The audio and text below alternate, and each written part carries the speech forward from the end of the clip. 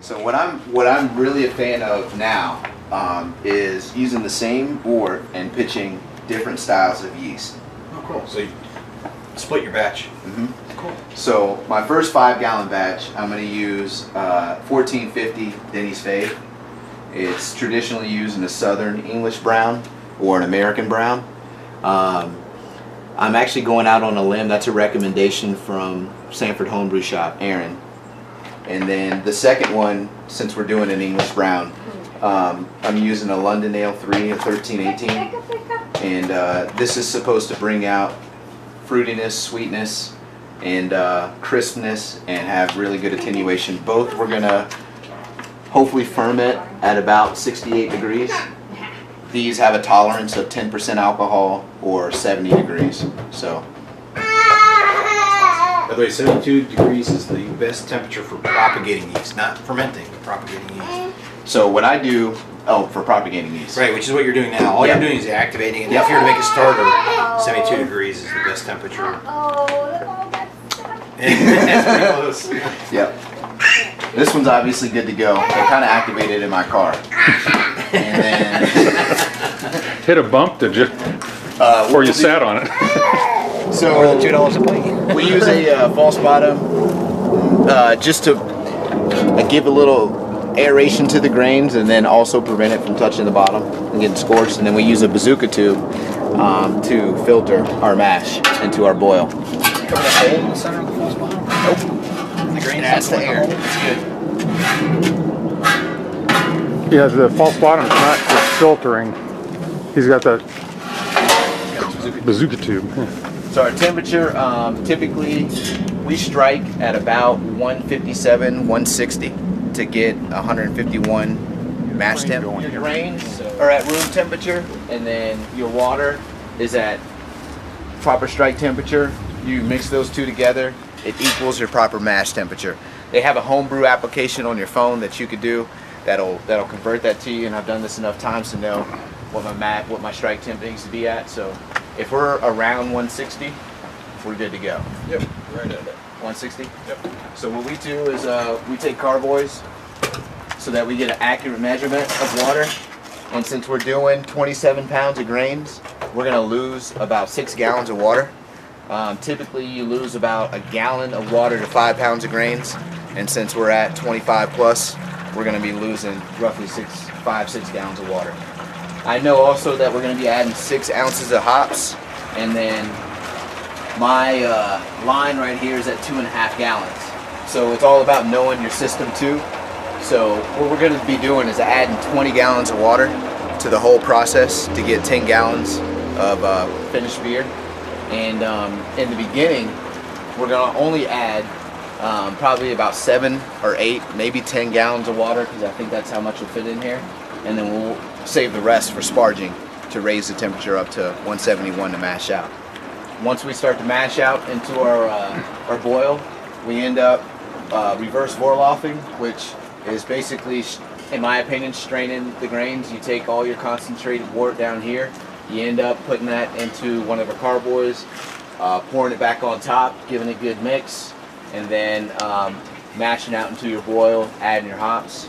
And then at the end of the process, it's similar to the beginning of the process.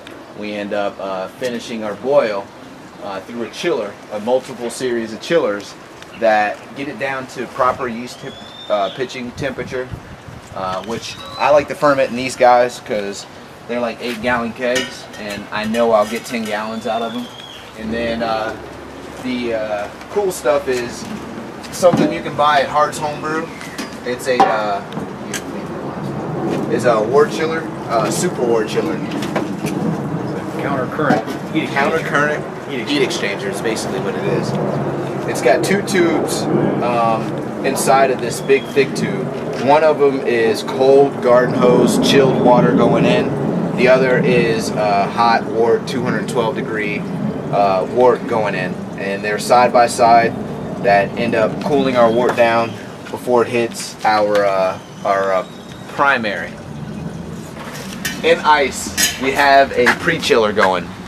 Our garden hose is going into this, getting chilled down to about 50 degrees before it hits our super wort chiller that is side by side the 212, and it typically gets it down to about 70, 75 degrees.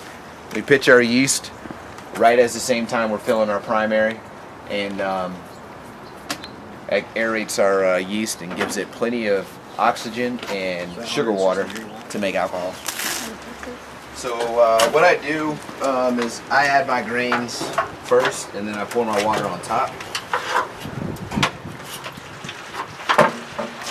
Ideally, I would rather add my grains and my water at the same time. What you could do is you could just put your water in the mash tun and bring it up to temperature, and then put your grains in. You know, I do that, but I've done that before, but I find it hard to mix. With that big mash pad.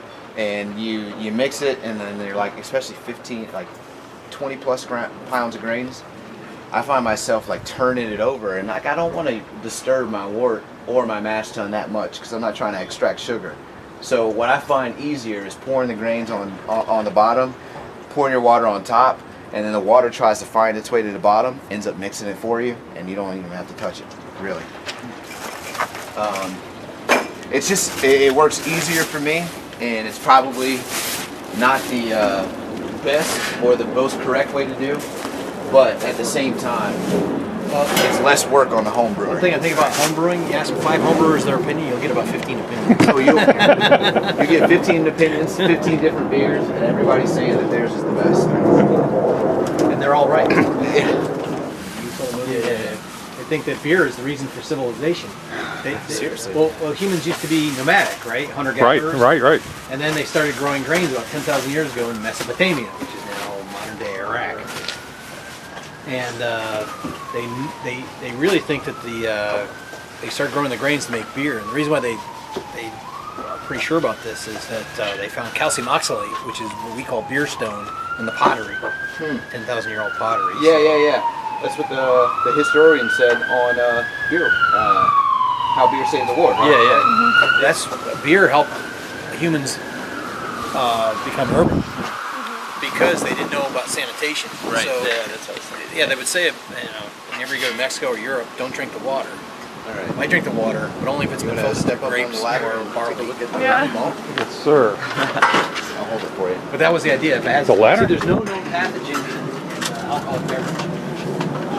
Yeast drops the pH and also produces alcohol, both of which are anathema to the Smells really good, too. pathogen. Smells great. It's insane. Ah.